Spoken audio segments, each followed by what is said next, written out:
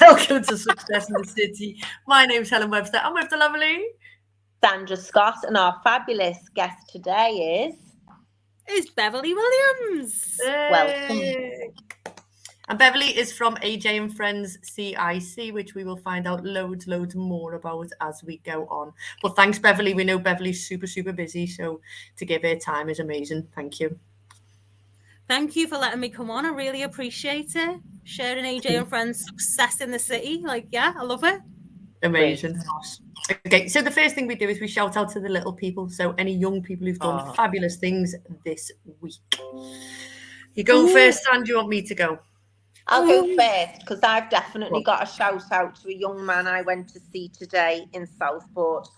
And there's a lot of young people who aren't in school at the moment, and I know we've mentioned this before. They've had a negative experience or something's happened, and this was a young person with autism, and he was too scared to come and see a school, so I went to see him first so he could meet me, and then he's agreed to come and see a school on Wednesday next week as a result of thinking, oh well, you're all right, etc. But he did absolutely interview me and asked me what I would do if a member of my team did this or said this to a child, etc. So I answered all his questions. Very intelligent young man indeed. So he was very brave today. So a shout out to him. Well done. Big shout out to him. Beverley, do you want to go next? Yeah. There's so many to call out, literally, but yeah, what an inspirational young man he is. So brave and so challenging in all the right ways. So for me, what springs to mind is definitely AJ. So my son AJ, he lives with his condition and he's, he plods on through his life in his own unique way. And we share his successes. So when we think about disability, we think of the disability. So with AJ, we always support the successes. So we support the ability in AJ, and every day is a gift for him. So this is a perfect opportunity to congratulate AJ. Well done. Well in, AJ. Boss. I'm going to give a shout out to a not so little person. So he's 6'2". No, might be 6'4". But he's 16 and it's Corey. So on Saturday, Corey one of his things was he wanted to climb Snowdon. He's going in the army into the sixth form college part of the army, and he wanted to do Snowdon. So on Saturday, me and Corey and his dad Lee climbed Snowdon, and he just absolutely smashed it. He just did really amazing. So fair play to Corey. His hair froze at the top as well. So fair play. But he just loved it, and it was lovely. We just had a lovely day, and he just loved it. And having that sense of achievement is just great, isn't it? When somebody wants to do something and then they do it. So big shout out to him. And can I just say, it is quite an achievement getting to the top of Snowdon, especially in February. And your photos that you put had snow on it, so I thought, oh my god. Yeah. We were in the snow, and he had a pair of 110s on because he didn't have any boots to fit him. So he did it in a pair of trainees. So fair play to him. Fair play. Yeah. Well done. So big shout out to Corey, and for not crying and moaning as well, which was boss. So a success this week for you personally, something amazing that's happened to you this week. Beverley, would you like to go first? Oh yeah. So a success this week will be, I think, thinking about this question, it's drawing upon, I think it's the success of the seeds that are planted years ago. So just celebrating the success of AJ and Friends this week, sharing our core values and really working on our mission, our why. It brings me back to 2018 when AJ and Friends was created. So being at AJ's hospital bedside when he was on life support machine, that's when AJ and Friends conception was made. So I think this week we're celebrating the seeds that we planted, over 6 years ago. Love that. Brilliant. I love that, boss. Yeah. Amazing. San, what was your success this week? Oh, so you've just heard Beverley's immense success there, the seed she sowed, the start of everything in 2018 to where she is now. Mine's getting through the weekend. I was so ill, I can't tell you. I just was I felt a bit worse for wear on Friday.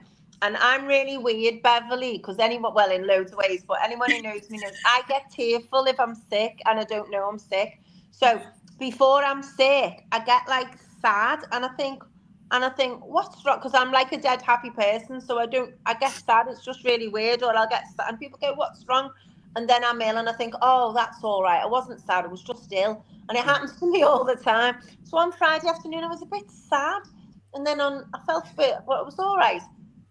Then I was up all night, dying. My stomach was killing me, and my son had had a bug the week before. He'd been poorly, and he's never ill off work. He was ill, and then I was ill, and I spent the whole weekend, literally Saturday, I didn't get out of the bed, and then I was a bit poorly the next day, and so I've sort of made it into work yesterday morning, and I've booked up no end today. But on Saturday, I was like, how am I going to go to work on Monday? I just felt so bad. So I was really proud of myself. So that was a little tiny success. Yeah. So my success, well, I've got a few. I made hiking flapjacks. So I made hiking flapjacks to take up Snowdon, which are just flapjacks. When I Googled hiking flapjacks, just flapjacks, that's all they are. But it sounds better when you say hiking flapjacks. So we had them, and we had them as we went up, which was gorgeous. And then I got to the top of Snowdon, which was great, and come back down again in one piece. But today I've made lettuce soup. Lettuce soup? Do you know what? It's fit. It's absolutely amazing. So my success is that I've made lettuce soup. Wow.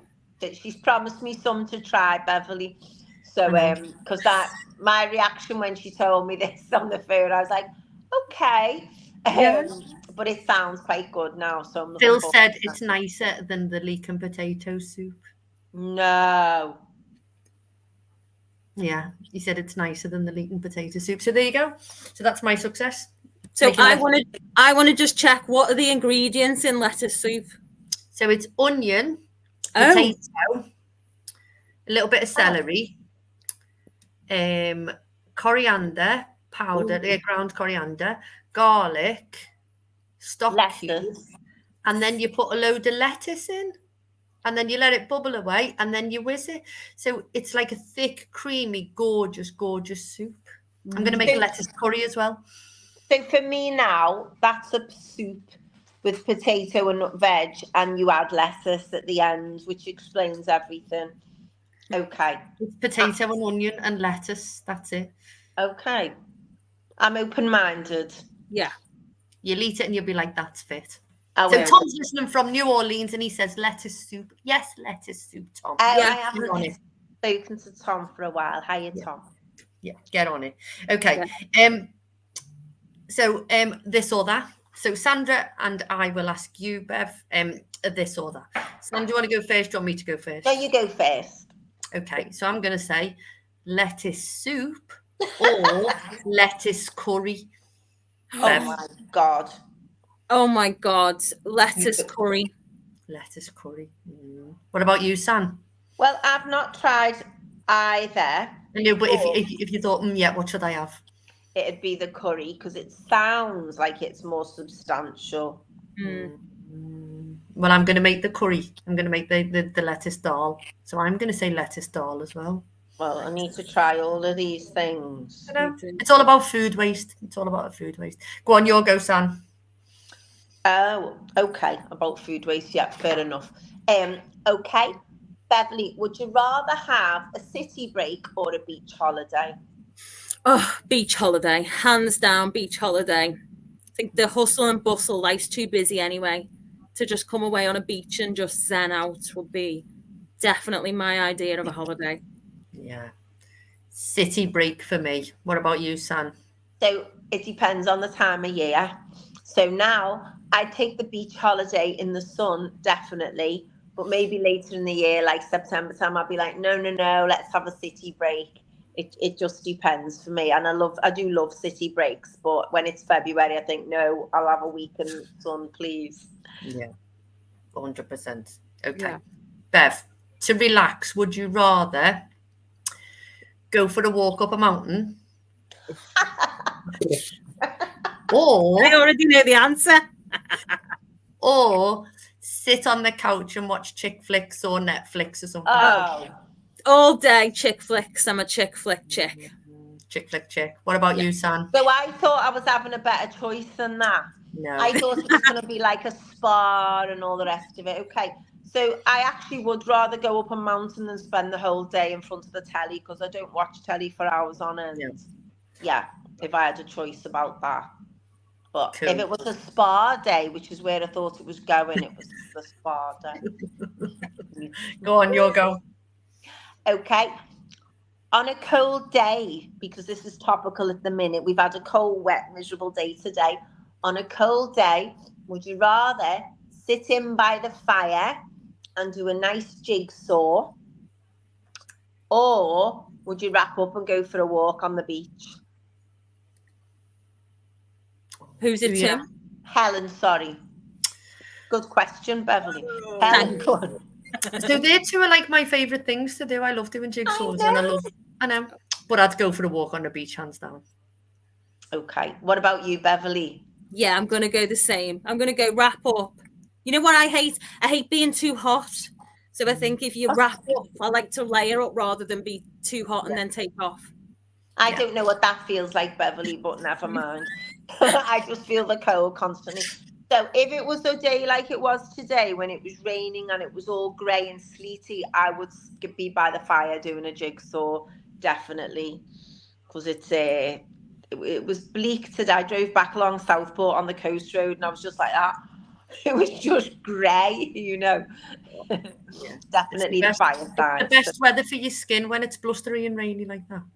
Oh, that's all right, because I've had some hideous detox from coffee.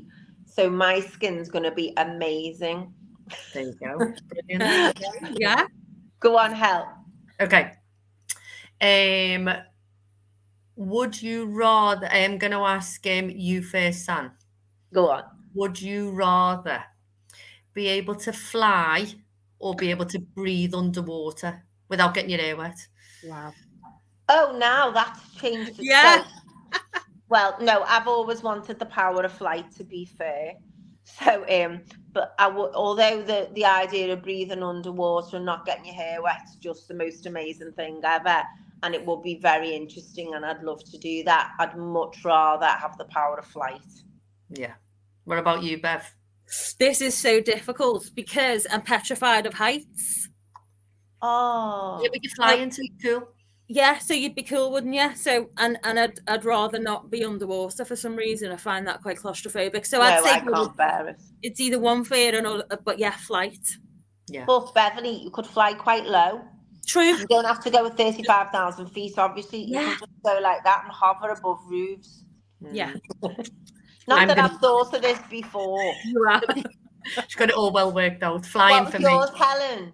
Fly 100%. I'd love to be able to fly. Oh, cool. Yeah. Julio's listening in from Argentina. Argentina. So, hola. Hola, Julio. Buenas tardes. Go on, San. Your last one.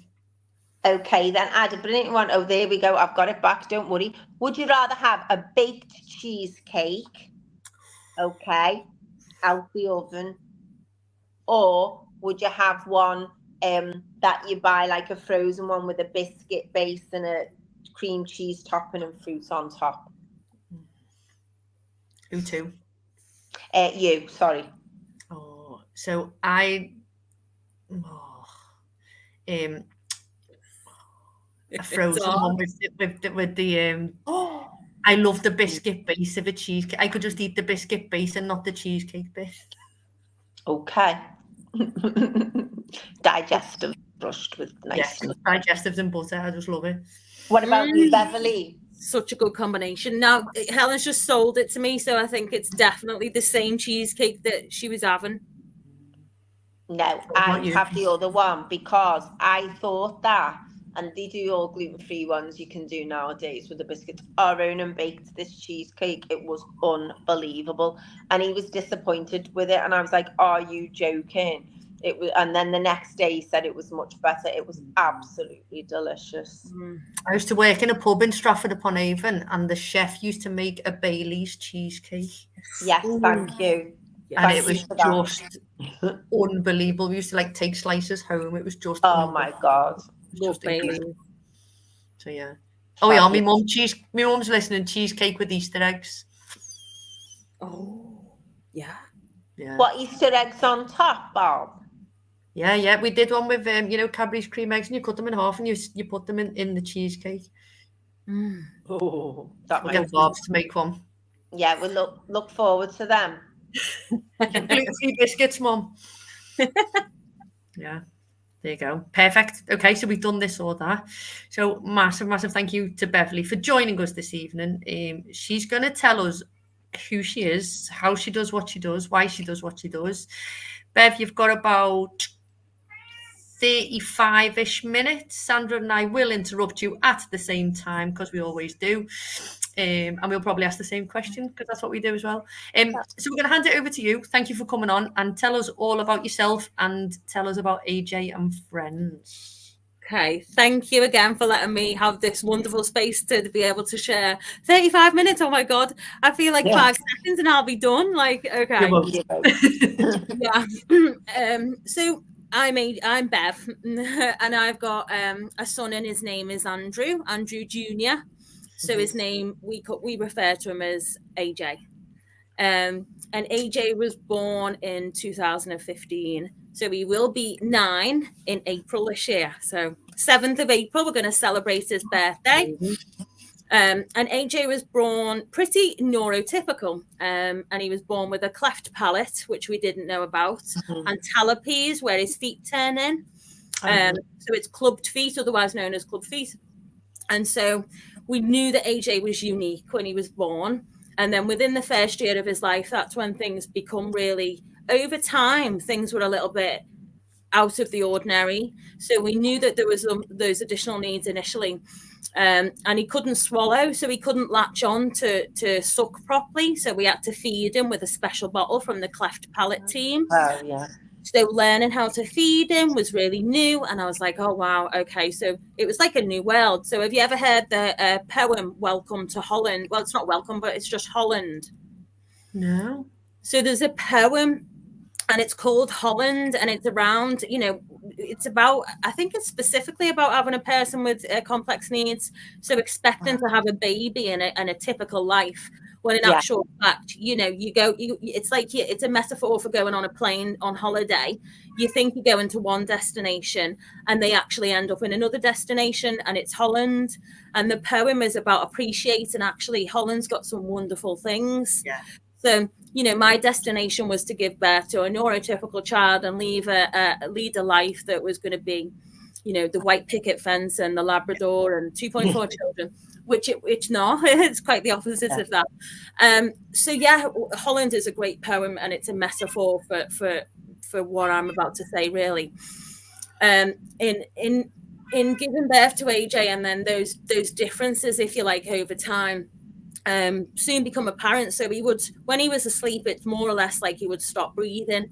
So it soon become clear that he was suffering from something called sleep apnea. When that went undiagnosed for a little bit of time, I actually resuscitated AJ twice. And then it was only then when they started to see a pattern and a trend to be like, actually, this mum isn't just an over anxious mum. We need to start taking notes. So they soon done a sleep test. So it's like an overnight sleep study. And then a sleep apnea. So then he went onto a BiPAP, and then we had to learn how to put him on a ventilator overnight to keep his airways open so that he could then rest and his body could get that sleep, and he would be able to maintain his life, basically. So that was new. It was like learning to walk and then being able to talk a different language. Like, taking care of a child is quite a tough task anyway. But then when you're learning how to feed, when your body and every intuition as a woman wants to feed a child in a certain way, and then actually you have to do it a separate way, and it's not intimate in any way at all. It's very clinical. So it's fighting yourself, all of your emotions, very tormentative. But I was just grateful for AJ. Every day I was like, oh my God. And then there was levels of anxiety, and I was thinking, I think I might have some postpartum depression. I feel like there's something going on for me. So then I went and worked on myself, and I'm a psychotherapist. So I'm really on board with mental health. Like, I really believe with every inch of my fiber that your mental health, it needs to come before anything else. 100%. So in that scenario, I was like, right, Bev, you really got to go and sort yourself out. So I did that, but AJ was still having the same issues. So it wasn't actually postpartum. We soon got those diagnoses. So I thought I was going a bit crazy when he had epilepsy. So he was getting things like these little seizures, and then we had to record them. So it was like, you feel like you're going a little bit stir crazy when you don't have a diagnosis, but you know something's really wrong. So my message here is literally woman's intuition, mother's intuition, parents' intuition, gut instinct. So yeah, that kind of happened, and that's when then AJ he then had to go and get tests and stuff, and they were thinking, well, what's going on for this child? Like, he's not a neurotypical child in any regard. So then they put him on a it's have you ever heard of like the Genome 100,000 program? It's about genetic testing. Yeah. Mm-hmm. Cool. So he's we've been entered into that so that my dad's in that. Is he? Wow. Mm-hmm. So yeah, amazing. So what we're doing is trying to find basically what's going on, and then hopefully find a diagnosis, but also to be able to find cures or some sort of treatment for people. Mm-hmm. And his has come back as inconclusive, but he did have a muscle biopsy. So whatever's going on for him genome wise, or within his DNA, we're still unsure, and it's unique to AJ. So he will be what's called as an overall undiagnosed child, but a rare disease. Yeah. And it's a mitochondrial disease, and they established that through his symptoms and through a muscle biopsy. So that was when we then got a prognosis. So the prognosis was, Bev, he's got a mitochondrial disease, and because it's been found so early on, and he's presenting with all of these challenges to sustain life anyway, the prognosis is really rubbish. So, and there's no timeline. It's just literally the time is now to go and live your life. And I know, because I've got a clinical background, what that meant. Yeah. And then we were offered all of the pathways what come with that. So a palliative care pathway, plan the ending. And you get asked that a lot of times. Plan the ending down to what flowers you want. And I was like, do you know what? I feel like I remember the doctor, one of the consultants, and I said to him, like, is there a cure? Like, there must be. Science is amazing. Like, I love anything to do with learning. Yeah. Anything scientifically proven, I'm on board. There must be a cure for AJ. And they said no. So the only cure we've got, and I said, what do we do? Like, tell me what I should do. And then he said, the best thing that you need to do now is to go and expose AJ to as many positive experiences as you can. How old was AJ when all this was sort of? So this was in the first year of life. This is when everything was going up and down. Like, literally, I knew something was wrong. From day one, I come home, put him in the Moses basket, and he was grey. And I was like, oh my God. He'd just come from NICU, like a unit, out onto a ward for like a day and then home. So it was all really quick. So I'd say probably about 18 months. Within 18 months, we had this huge diagnosis. Well, not a diagnosis, but a prognosis of what was going on for him. Mm-hmm. And they only did that because they it was almost like they were curious as well. So yeah. And with that, he just seemed to kind of get on with it, AJ. It was like, I can't believe this is the diagnosis. So from that diagnosis, science wasn't going to help. So I'm really spiritual. Excuse me. Not necessarily always religious, because I was brought up as Catholic, but actually never christened Catholic. So my upbringing was quite confusing. I went to a Catholic school, but I'm actually a Protestant. So it's like, talk about a don't fit in.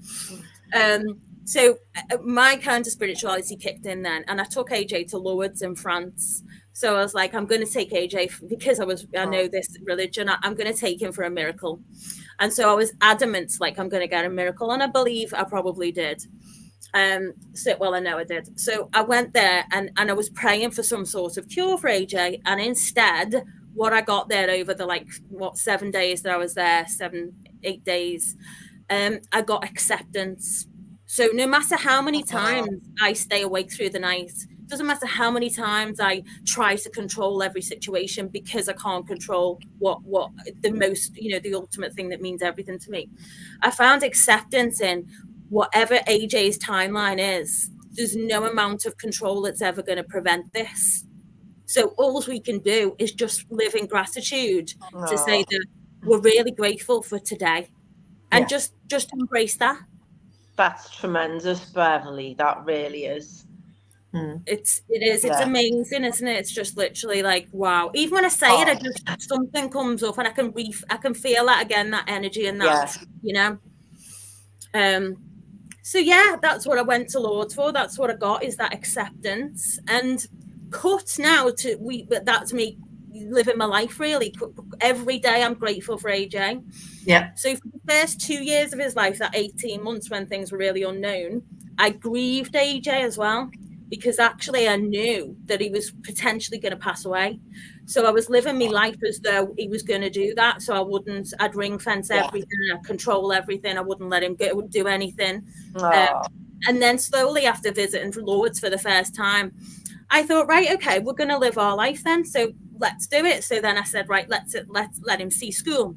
So every child deserves to experience school. So I took AJ to a special needs school where he's still there to this day, loves school. And then I was like, that's tick. What else do we want to do? And then he just seemed to just start living his life, because I was like, okay, well, we should be doing this, we should be doing that. And life kind of went like that, like, very on the seat, fly on the seat of our pants type of thing, if that's the saying. And then in 2018, so from 2015, 16, 17, 18, so he was not even 3, I don't think. He went through a real bout of illness. So obviously living with severe disabilities, profound and multiple needs, it depends on us for his every need. So he can't make purposeful movements to like pick something up and explore it. He depends on everybody for that. So he went through a little time of, a big time. It was like 10 days of being unwell. And on the 10th day of going back and forth to our local hospital, he was given a medication called lorazepam. And that medication, one of the side effects is actually total respiratory failure. And that's exactly what happened. So unfortunately, he ended up then going onto life support machine. Oh, dear. It was in the middle of the Wirral in February, and it was winter, and all the hospitals were full. So we've got a local children's hospital near us called Alder Hay, a well-known hospital. And that was full, and we were possibly going to have to go somewhere like Glasgow or Scotland. They'd given him this medication. There's no blame on us, and he was having the seizures. He needed this medication, but there's no saying what happens after that. And there's no HDU or intensive care hospital within the hospital he was in. So he was in a really bad way. So cut a long story short, they didn't have the apparatus to look after him, and they were bagging and masking AJ. It must have been about 7 hours, and the anaesthetics kept coming and swapping, because it's quite tiring, I imagine. Some of that experience is a blur, and I'm still extremely traumatized by it. So I can't really go there, but he literally got transferred to Manchester Children's Hospital. And then there's this team that swooped in like Superwoman and Superman and all of the superheroes you've ever admired or looked up to. They all come swooping in, this team. And they were like, and then they just got him stable. And then they're called the Newts team. And they flew in and literally they got him right. And then they said, we're transporting him now to a whatever unit he was going to. So we went straight to Manchester Children's Hospital. Now, when we got there, they made it really clear, really fast, that the potential is AJ is going to go onto life support machine. And if that happens, there's a chance he's not going to come off this alive. So obviously I was like, please God, no, let this med wear off, let something happen. And then they said, no, we're making the decision, and then just literally had to kick me out. And they put him on full-blown life support machine. And that was my whole life changed from that moment. And his did as well. So he went onto life support machine. And that was that. We were preparing for the ending that we kind of semi-planned. But yeah, and just to point out, actually, when I was offered the palliative care pathway, that spirituality and that kind of oomph that kicked in, we declined politely the palliative care pathway, because I'm a great believer in what you put your energy in is what you're probably going to get quicker than you want it. So if you're putting your energy into an ending or something really negative or you don't want to experience, chances are you're going to get that. So I wanted to not plan for that, because sometimes life happens, and if it does, then you'll plan for that. Yeah. So there's some things a mother should never have to plan, and I strongly believe that's one of them. Some people swear by a palliative care pathway and have a knowledge and a plan, and then I don't. Yeah. So in 2018, then I was like, okay, AJ, so you come here, you're on life support machine. Like, did you just come here to live and then die? And I was like, you didn't. I know you didn't. So what did you come here to do? What did we come to do? Because obviously, like, we're here now, like, what's next? So then I literally prayed with every fiber. And again, this non-religious person who's kind of rejected the whole God thing, who didn't even know Jesus was a real person until like this last year.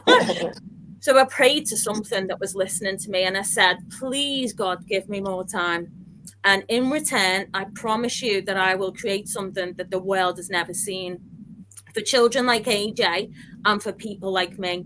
Because right now, this is pretty grim. And life before this moment was pretty grim. And it turns out life after was also equally, not as that grim, but the support services, it was kind of not there. So I was like, okay, so I asked that we'd been rushed. So I only had what I had on my back. Like, that's all I had, what I was wearing. So when AJ was put on there, I said to the nurse, can I borrow your pen? And can I borrow a bit of paper? Like, I need to be my mind needs to be focused on something positive. So if I've got nothing positive, the chances are negativity's got a chance to creep in, and I couldn't afford to let that happen. So then I thought, right, I need something that's going to remember AJ now and long after his ending and my ending. So then I was like, okay, we'll call it AJ and something. And then I put the friend into it, because the importance of friendship and connection, like this environment now, success, like celebrating other people and knowing actually they want the best for me. Community and that sense of support is just so important. And then the sun in the logo represents hope, because I needed hope. AJ needed hope. Life without hope isn't life, as it would diminish. Yeah. So then I thought, right, I'm gonna design AJ and Friends, and then that's where it happened. It all happened from AJ's bedside, and then he defeated all the odds in 2018. He come off life support machine, and that's where I designed AJ and Friends. And every day he still blows all of these consultants like heads. Yeah. What are you still doing here? Amazing. So AJ and Friends. Sorry, go on, Sam. I was just going to say, so for people who don't know, can you explain to them what AJ and Friends actually is, where it is, and what you do, and how people access it? Yes, thank you for the opportunity for that as well. So AJ and Friends, CIC, is a not-for-profit organisation, and we provide support that's holistic. So sometimes families like me will have to go to one organisation to try and get respite care, one organisation to go for mental health, one organisation to go for like specialist educational support, and then you've got things like stay and play and that social emotional activity for the whole family. So I found that I would have to go for separate people for all of that if it existed. I also found that services that were in place at the times for things like support with respite, because I've always worked and I needed to work, but unfortunately AJ's needs meant I couldn't put him in a nursery. It's more an intensive care unit. He needed, not a nursery. So I had to then look into the complex care world. So some of the services that were there were not up to the standards that I have for my son, if I'm honest. So I wanted to, I work in health and social care, and I have done for many years. So I know standards, and I know they should never be compromised. So what I did is I decided to provide respite care. So respite care that's really high quality, that I would want my son to engage in, and then the mental health support to be able to support that primary caregiver, because burnout is a real deal, like it's a real thing. So I know firsthand how important it is as a caregiver or as a nurturer in any homely environment. I need to look after myself to be able to look after my family. So respite care, mental health care for the caregivers, and also for the siblings, because obviously the siblings of a child with complex needs, they can be really overlooked, and it is a very tough job that they do. So that respite care is what AJ and Friends deliver, CQC registered. And we provide short breaks programs as well. So short breaks for children who've got complex needs. And we also have at the moment a registration in. We've somehow fell into delivering specialist education for children who don't or can't access mainstream or SEN school. I don't know how we've done it or why we've done it, but this is happening. Yeah. It's crazy. And where's it located, Bev? We're located in Hoylake on the Wirral. So it's a former school, boarding school called Kingsmead. Oh, I know Kingsmead site. Yeah. Okay. Yeah. So that's where we're located. So we've got a cottage and a 2-story, day centre, if you like. It's called our Hoylake Hub.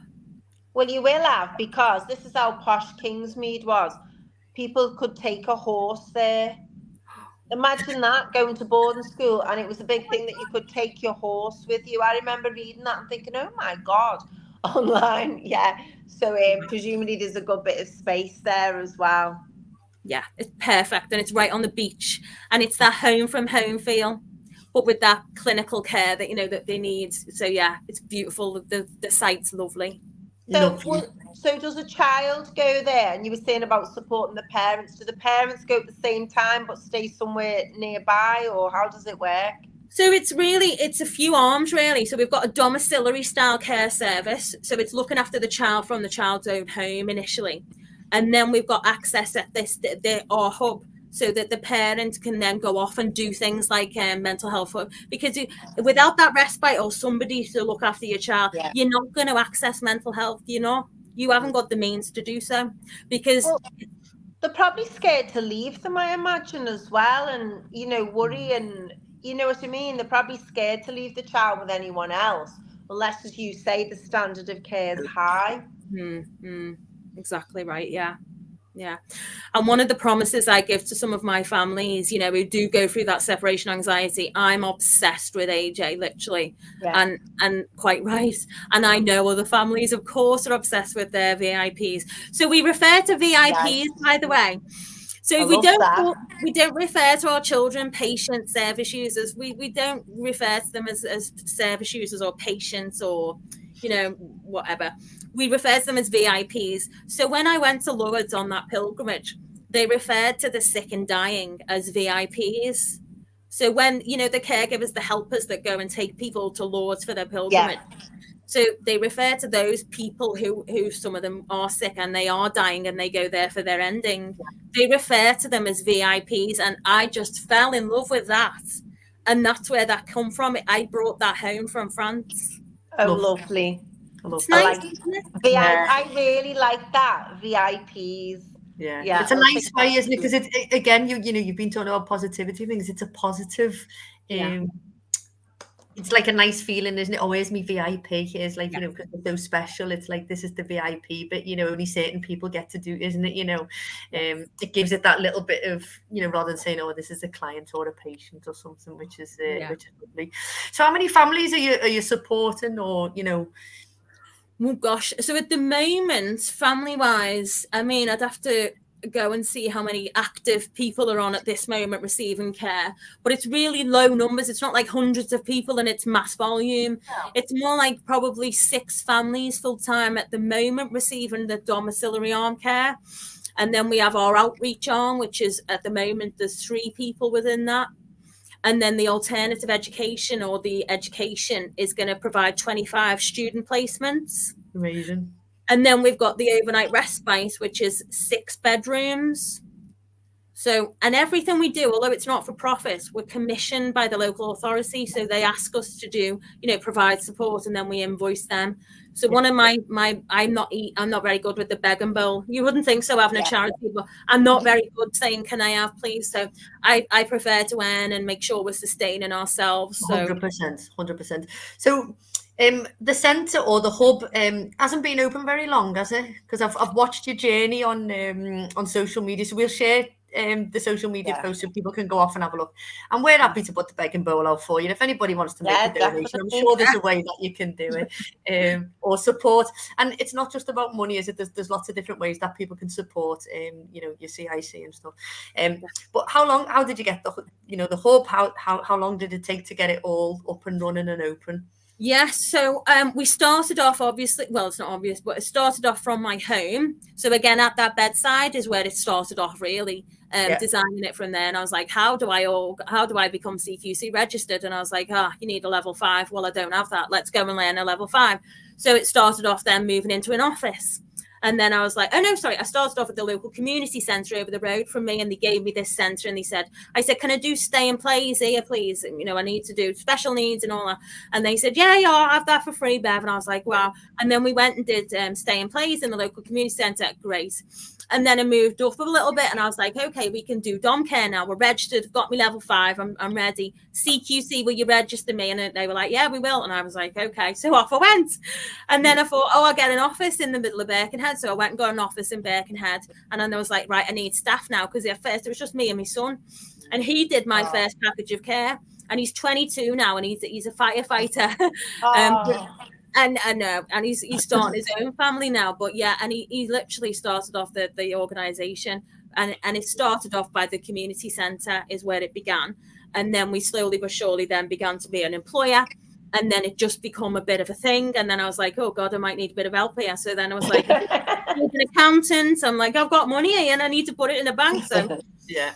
And then amazing. Yeah, so it just stemmed really from there. And now we then outgrew where we were, and then we were like, we need a site, we need to start using our local community centres and our children's centres. Well, trying to get in a children's centre, and I was like, please just open it for us, and it wasn't happening because of the time of, this was a few years ago, and it was really difficult for the council, for sure. And then I was like, so I need to have this site to do stay and play. So I then found a small unit, and we made it Grace. We were doing mental health of a day, and then of a weekend we were doing short, like, sessional stuff for the children. So in the daytime it would be cubicles to do counselling therapy, and in the weekend it would be a sensory room. I can make use of anything. Like, I'm so resourceful. And then slowly but surely we then began to get, on certain frameworks by the local commissioners, and actually being asked to do pieces of work because they'd actually, you've supported this family, we've got another family like this, Bev. And I'm like, right, okay, I guess I could do that again. Yeah. And then we began then. And then it was actually somebody who was working with me, and her husband is a postman. And I said, we're ready for a bit of growth here. I need a site that's got accessibility. It's got parking. It's got ground floor for wheelchairs. And then I went to go and have a look at Kingsmead.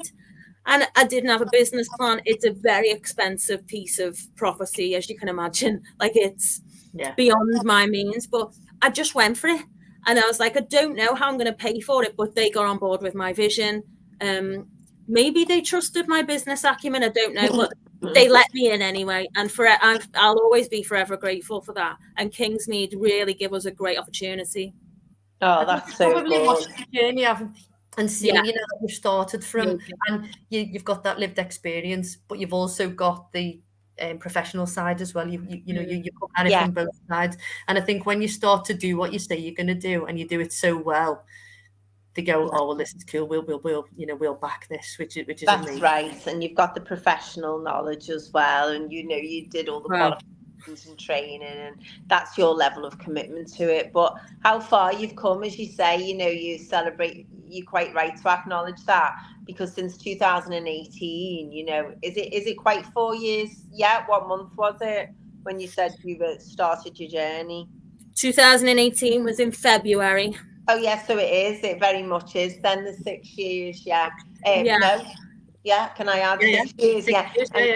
Yeah, and what you've achieved in that's excellent, isn't it? It's amazing. It's amazing. Brilliant. So what's the future then? So you tell us a little bit about the school and the provision that you're going to. Yeah, that's interesting. That's exciting. Okay, so I basically have got this cottage that I rent, and it's a 6-bedroom cottage. It's beautiful. It's all on the one site, you see. So we've got a cottage there, and then just a few skips away is our 2-story day centre, and it's amazing. So imagine the children and young people, or 18 and over, who've got profound and multiple disabilities, 18, have an overnight respite care in this cottage, which is a really homely vibe. So we've got 2 bedrooms downstairs, 2 wheelchair users, and then 4 upstairs for people or children who can access the stairs. And what we want to do is provide that short breaks, respite care from the cottage, and then have the day centre for them to access things in the summer holidays, weekends. You know, imagine AJ going to stay there, and then, you know, I could be on a beach in Barbados while he's living on a beach in Hoylake. Like, it would never happen for me, I've got to say. And, it's literally like that. It's home from home. And it is literally to provide that holiday vibe for the child, instead of it being in a respite and it's like, oh, you've got to go to respite. No, this is a treat. This is a holiday. This is an experience that you're going to be, you know, exposed to. Because remember the doctor who said to me, Bev, you've just got to expose AJ to as many positive experiences as possible. Yeah. That's my catchphrase, if you like. You know, our hashtag is the face of change, because we want to change the way people look at it. You know, children like AJ want to change the way that we support families and make sure everything's a bit more connected. So by having that respite and overnight care, and then access to day sessional support is really important. So that's next steps. And what I need for that is to have something called the responsible individual, so that I'm on the lookout for that. So somebody who's got high knowledge of safeguarding and knowledge of Ofsted particularly, because that's not my strength, but yeah. And then we've also got, you know, there's more, but the day centre is obviously a school. So I was asked by the commissioners, Bev, the support that you're doing with these children, you're providing but not providing these experiences that you know, they're bringing up children, and they're really bringing them to attainment. So they're bringing, although we're offering respite care, we're also offering respite that brings them challenge. So we got asked if we put an application in to be part of the Department for Education. And so I was like, God, what does this look like now? Like, I'm just about getting through, you know, Ofsted. I'm CQC, I can do all day. Ofsted is like, like the struggle's real. When people talk about Ofsted, no offense if there's anyone here, but wow, what an organization. I feel really, really pressured by that. But literally, we got asked to do the DFE. So I've designed a curriculum, and we've got 25 student placements. 3 of them have already been retained. And so what we're doing now is going through the registration process. We've got through and we've done the curriculum. We've got 2 days notice for Ofsted coming out, and it could be any minute. So that's the next step, is the 25 student placement for a school. How it happened, I don't know. Amazing. That's absolutely brilliant, isn't it? Amazing. Fantastic. Well, I wish you so much luck with that. And as Helen always has the idea, and she says this, and I really buy into this massively, that the show's for ordinary people doing extraordinary things to inspire others locally. And your story is extremely inspirational, you know, from what you've been and the situation you were in, and this idea you had, sort of in the darkest hour, the brightest stars shine, as they say. You know, when you were there by his bedside, you had this idea, and not only have you sort of implemented your original vision, but it's just grown, hasn't it, massively? Yeah. And it grows, doesn't it? Because there's such a need. You know, there's such a need for these things done in a different way. And I think lots of people are sort of waking up to people can achieve in a different way, you know. And before, you know, you were saying every child should have an education. They should, you know, and they should have it in a different way, because everybody has their shining star inside. So it's about finding that shining star and what are they really good at, and we'll build on that. So amazing. I think we'd love to come over and see the site. Definitely, I'd love to see it. I'd love to show you around. Yes. Yeah, it'd be really, really cool. Yeah. So moving forward, how can people support you? Oh, how can people support us? I think all the good energy, like we get so much positive vibes. That's so important, you know, that, you know, sending us all of that. But I think as well, I am very much open to the collaboration. So if there's things like, say, for example, if somebody knew that I'm really aligned with AJ and Friends core values, and I feel like compelled here, and they had something, you know, some sort of, they wanted to give a piece of themselves or knowledge that they have. And that could look like anything. Like, it could look like if someone wanted to come and make the cups of tea at a parent care group, or if somebody wants to come and give legal advice, you know, to help us with our contracts, or, you know, human resources, one of the hardest roles I've ever had. You'd think it was AJ's mum. No, that's one of the easiest things with managing people. Yeah. That's the hardest side to my job, is literally HR, compliance, legal, you know, friends, not friends, employees. It's like, wow, because this isn't, it wasn't a business move. This is because I was compelled to do something and make a change. I'm not a business pet. Well, I am now, but I never did a degree to learn this stuff. And I never intended to, you know, write a business plan. Like, and even now I'm like, the business plan you don't know is I've got a plan and an agreement with something else that is above money. There's no business plan that you can write that will ever, 100%. Unless they're aligned with this, they'll never get it. You know. If somebody feels compelled to help, or if somebody feels compelled to, you know, there's everything that AJ and Friends need, as you can imagine. You know, the rent alone is $45,000 a year on one building. It's unimaginable amounts, and I don't know how we're actually breaking even, but we're doing it. You know, we're doing it. We're breaking even. We're sustaining things. So, if you could help me explain how, then I'd love to. Fantastic. Okay, I'm sure there's a lot of people out there, particularly over the water, retired people in the area with a massive skill set. Recently retired people who sort of a bit, you know, at a loose end a few days a week, who could just volunteer some time and their knowledge, you know. Yeah, especially around safeguarding and that, you know, being that, maybe I'd love somebody to take on that safeguarding lead and that responsible individual, someone with Ofsted, you know, especially for some reason the Ofsted arm means it has to be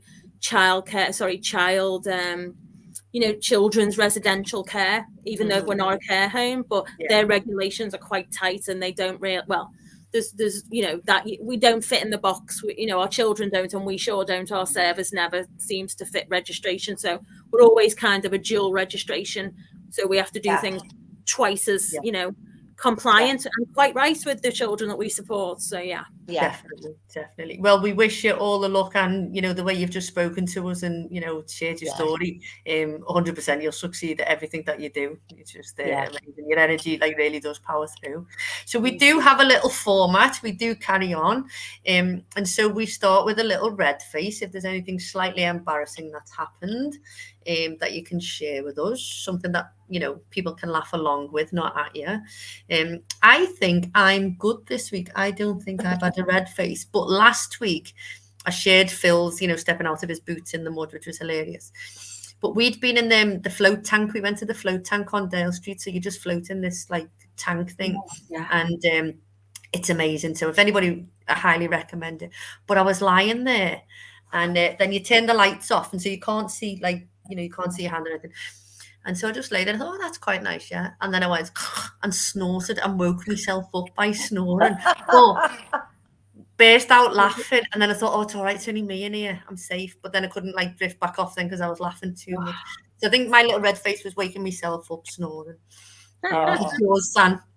Oh, I had abuse, Helen, last week, which is so bad I can never share it with anyone. So I've got nothing I can share, put it that way. That's bad, we want to know. No, Beverley, my life is just unbelievable. You wouldn't believe it. Only people who know me go, yeah, I can believe it. People who don't know me just look astounded. And people only tune in, Beverley, to listen to Sandra's red face. You just wouldn't believe what goes on in my life. Honestly, I might just write a book of the red faces, Helen, and nothing else. Tell you, I've got a list on my phone of Scottyisms. Oh yeah, Helen has a list of things that I've come out with, just like phrases, not even embarrassing moments. That's a different thing, Hal. Scottyisms. When you're feeling a bit sad, you just read them and it just cheers your life up. Oh yeah, they sound cool. No, they're not words of wisdom. No. They're not like positive mantras or advice. What's your red face, Bev? Well, you know, when you've ever, I hope you can relate, but when you've had words with your other one, well, last week was like that for me. Everyone was just doing me head in, and I was like, oh, snarling. And then, you know, when you're kind of in a mood with yourself and you're like, no, I'm not talking to nobody. And then you walk up the stairs, and then I had these boots on, like little, you know, anyway, I'm walking up the stairs, and then, you know, when you trip up and you kind of miss a few, Oh, and yeah, then I know that feeling, yeah. Anyway, I thought, oh, he didn't see it. And then he comes to the bottom of the stairs and he's like, did you just trip? And I was like, yeah, you know, when you're like, oh, and it just broke the ice. But I was like, I was literally bawling, laughing. I was like, what am I in such a, faff for? Like laughing off. It's like, yeah, life's too short, man. Get on with life, you know.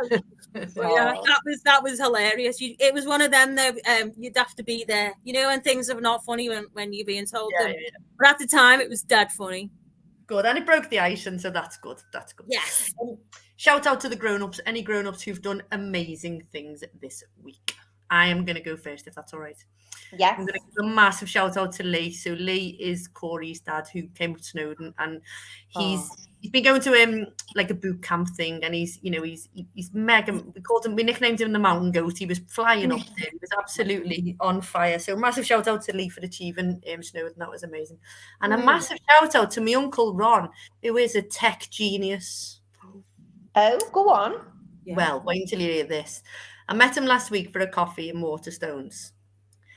So how does he watch the show? Does he watch it on his laptop on Facebook? No.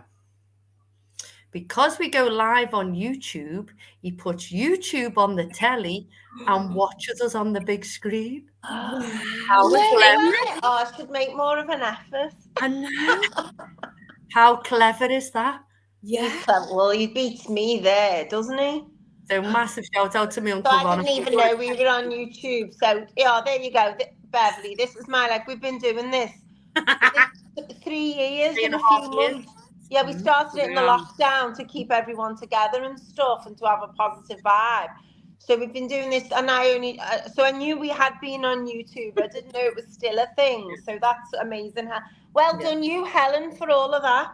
Yeah. Well done, Uncle Ron, for pointing it out. How clever is that? I would never have thought. Ron's a genius. He is a genius. So big shout out to me, Uncle Ron. Who are you shouting out to, San? I'm shouting out for my mate Fran. I cannot tell you the support she's given me on this course. I'm on this very demanding course, and because it was poorly, she printed all the stuff out, because we've got another mock exam on Saturday of 200 questions of background knowledge. So I've been doing all. She turns up, she sends me this folder with everything in, photocopied. She's just been so kind, like the best study buddy ever. So I'm absolutely over the moon and just very, very grateful. And I definitely wouldn't have been this far on the course had she not helped me. And she'll tell me every weekend I've got an exam and stuff, and I go, what, another one? I thought we were off. And she just howls laughing because I haven't got a clue what's happening 1 week to the next. Good. Well done, Fran. Well done. What about you, Bev? Which grown-ups are you going to shout out to? Definitely Sandra for that, because that was that was class. But no, I feel dead at home here. I was just thinking, Andy, my Andy is definitely Andrew, and AJ's Andrew Jr. and then Andrew, his father, is Andrew Sr. So I'd have to give it to him, because he puts up with me and my wildest, you know what I mean? Like he's literally, and he's there for AJ consistently. But we also work together too, because he's well behind what we're doing. So it's very challenging, but it's full of humour, as you can imagine. Well done. Well done, Andrew Senior. Well done. Brilliant. Book podcast that you read and listening to, San, apart from the history of Liverpool museums and Lady No, there is nothing apart from that, Helen. It was the construction of the Anglican Cathedral last week is what I was reading. And then a book arrived this week called 800. And that's a big story of another one of Liverpool. So I'm doing this course, Beverley, to be a blue badge tour guide. I cannot begin to tell you. I had no idea. So a blue badge isn't. I thought when they were talking about the blue badge course, they were doing a course on disabilities. I was thinking, what the hell? Another embarrassing moment. Yes, was the elderly lady in the blue coat chambers who we said, "Oh, are you all right?" And she said, "What are you doing?" Dead glam, all the rest of it. Absolutely amazing lady. And Fran said, "Oh, we're doing a blue badge." And she said, "Oh, I've got a blue badge too." And I said, "Oh no, it's a course to be a guide, you know." They need to change the name of it, don't they? Because everyone says a blue badge. They have a white badge, which is a building, a green badge, which is a city, a blue badge, which is the whole area. which allows you to do coach tours, which is what I want to do. Sandra's going to be the one with the brolly. Follow me. Yeah, I'm going to be on the coach. I thought, I speak a few languages, Bev, so I thought we were just going to get told it, and then I just do it in foreign languages and say, thank you for the money. Have a nice day. But it's not like that at all. It's just shocking. You've got to know, like, which king was, like, the king when this happened. And I dropped it. I hated history at school. I knew nothing about the monarchy. I've got posters of the monarchy chain, and it's unbelievable. It's absolutely horrendous. So you're enjoying it? Laughing. When I do the things at the weekends, when it's the course, when they're like teaching you stuff, it's dead interesting. But when it's just constant assessment though, all the time, because you're like represented, because the cruise ships come from other countries and they'll only have blue badge guides, so they pay a fortune. So you've got to be like tip top and, you know, not do anything. You're not even allowed to go like that and say a word, or if you ask a question, you've got, thank you for your question. Did everyone hear that? And repeat. There's all this set protocol. And if you don't do this, you get marked down. It's like torture, Fran. I can't wait. It's like torture. Me and Uncle Ron are first on the list for the tour. Well, I'm doing so. You have to take people on mock tours to practice. They're all going to be heckling me. But there we go. Good for you. That's brilliant. Yeah, Brilliant. It was for my retirement, but they only do them every 10 years, so I had to do it now, or it would have been way too late. Cool. Okay, Bev, what you reading, podcast you're listening to? So podcast, I've got a variable one. So I'll listen to, like, you know, strategies, business, HR, how to do things, you know, lessons. I'm really about educating myself consistently. But the last podcast, or audible is my thing, is actually the Bible. And I'm literally like, I don't know why, but I'm just drawn to it at the moment. That. And then I'm listening to it as I'm falling to sleep. And it seems to be having some sort of positive impact anyway by being in touch with the, you know. Brilliant. You know, it's whatever works, whatever helps you in life, you know, fair enough. 100%. I'm listening to the 4-Hour Working Week by Tim Ferriss. I've listened to it before. I'm listening to it again because I just want to work for 4 hours and drive around the world in a camper van. Yeah, I might need to listen to that again. 100% you do, mate, because every time it pops up, I keep on thinking, right, I need to tell Scotty that. So, yeah. So, I want to say a massive thank you because we have run out of time. Bev, before you're going to talk for 5 seconds. And it's flown, hasn't it? You were a fabulous guest. You were a fabulous guest. We wish AJ and friends all the very, very best. We definitely will come over and see the site and anything that we can do to help. We'll share all your info on our page. And also, I'm going to find that poem because I really like the thought of that. I read that a long time ago, but I couldn't. When you talked about it, I remembered it. But beautiful. Yeah, so thanks to everyone for listening. And Bev, do you have a closing quote or a mantra or something that you'd like to close the show with? So, first of all, thank you again, guys. It's been great. This opportunity has been lovely. And my mantra or prayer is a little mantra, and it says, God grant me the serenity to accept the things I cannot change, the courage to change the things that I can, and God grant me the serenity to accept the things I cannot change, courage to change the things I can, and have the wisdom to know the difference. Lovely. Thank you very much, and we will see everybody next week. Thank Goodbye. you. Bye-bye.